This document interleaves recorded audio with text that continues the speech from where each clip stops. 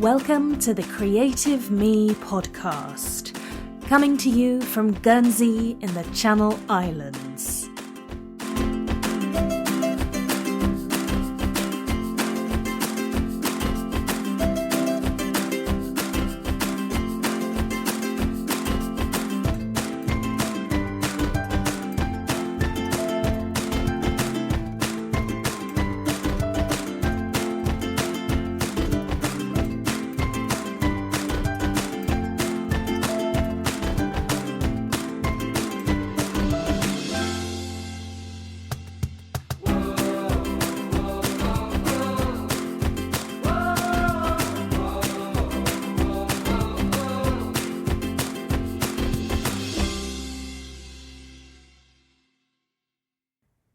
Hello and welcome to episode 13 of the Creative Me podcast. Oh, it's good to be back. I've missed 2 weeks worth of podcasting because I've been on holiday, and as it turns out, the Wi-Fi where I was pretty awful. So even if I had planned to podcast, uploading would have been basically impossible. So it was a good idea to take a couple of weeks off.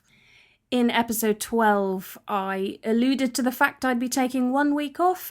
Unfortunately, I didn't do my maths particularly well, and as I was away for 9 days, 2 weeks made a bit more sense. So apologies for any confusion that caused. So as I said, I spent 9 days away. I was in Devon. If you follow me on social media, you will see a few photographs. My hubby and I stayed with friends, and they live in a beautiful farmhouse in rural Devon, which is pretty much away from it all. And as I mentioned, the Wi-Fi was a bit rubbish.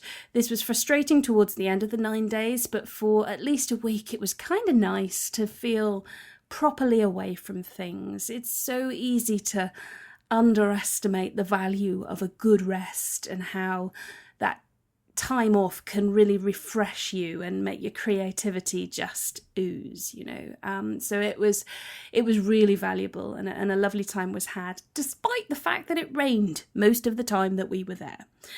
But yeah, a good time was had. I hope that you have some rest time planned over the summer. Before I left for Devon, I undertook a major review of my business plan, and although it was uncomfortable, I came to the realization that I was doing too many things.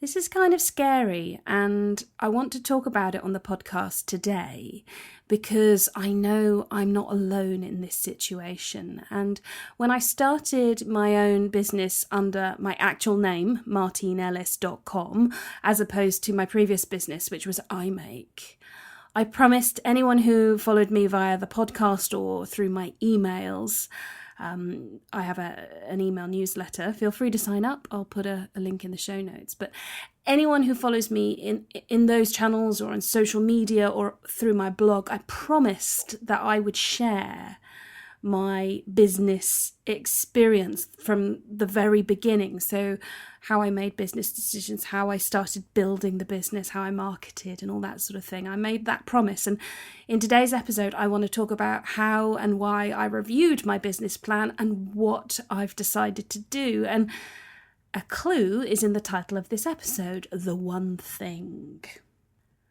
I know that in order to build a successful business online, and in order to become known for something, to become seen as an authority, you have to pick one thing, one niche thing. Like it or not, people are going to put you in a box. They're going to give you a label. You can't stop that happening. But what you can do, what you have power over, is which box they put you in, which label they give you. Now, my label is really confusing, and as such, it's having a negative effect on my business. When I look at what I do, I am a designer, although I am still going through a learning curve on the surface pattern design side of things. I illustrate. Again, bit of a learning curve to go. I'm trying to establish myself with these labels. I produce a stationery subscription box, me box. So I sell stationery. I also have a stationery shop online. I blog, I podcast, I do some freelance work. I'll do all sorts of freelance things. I'm pretty much open to anything I have the skills to do. I've been working on some online courses, and also I've produced a couple of ebooks, one on Mandalas, so a design orientated one, and one on productivity. I do other stuff too. I do so many things that it's quite hard to reel them off without having a list in front of me, and that's a problem. I realised a couple of people recently have said to me, new people that I've met have said, "So, what do you do?" And I couldn't really explain it in a sentence. That's not great. If I can't explain in a sentence what I do, then it's impossible for me to become known for something. This is why focusing on one thing is really important. So I did a big review of the business plan. I had a massive heart-to-heart with my accountability partner, Joe, who incidentally was amazing and just said, "Right, stop. Write down these things, free write, don't look at barriers, don't look at how..." She was just such a great coach. And the result of all of this reviewing and revisiting things was that I knew I had to pick one thing to focus on, and I had to park the rest of the stuff. When you park stuff, when you choose to focus on one thing, I think the biggest thing to remember is it doesn't mean you're never going to do them again. You are just shifting your focus to one thing completely. Split focus is no good for anyone, so it has to be just that one thing. As soon as I got my head around that, as soon as I got my head around the fact that I didn't have to give stuff up, I just had to park them in terms of, how I'm presenting myself online and what my business is all about. Suddenly it was a bit easier to choose the one thing.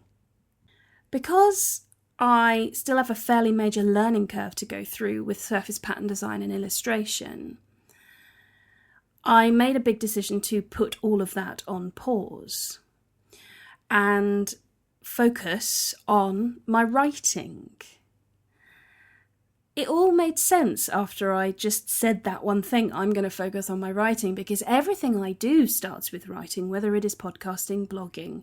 I've been writing an article for a UK magazine for a long time. Everything I do starts with writing. I can write. I know I can write. I'm confident in my writing skills. So I've decided for the next 12 months to focus on writing. It's scary, but it just feels right, and I'm kind of excited about it. Actually, no, that's an understatement. I'm really excited about it. On the 1st of August, I made a start on writing my first ebook. The working title is How to Promote Yourself Online Without Boring Your Followers or Sounding Like a Big Head. This is a working title. I'm quite confident it will change. I've planned a writing schedule.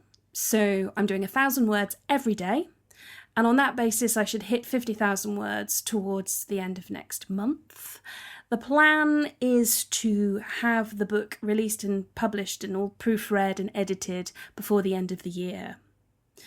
I'm very excited about this.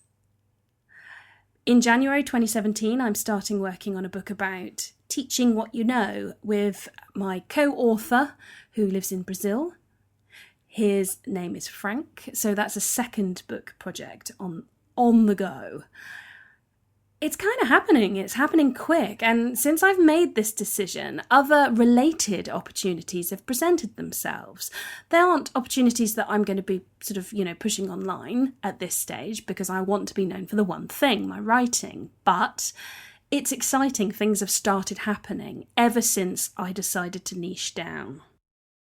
In terms of the podcast, this will very much be continuing, because its creativity is very much related to all of the things I plan to write about.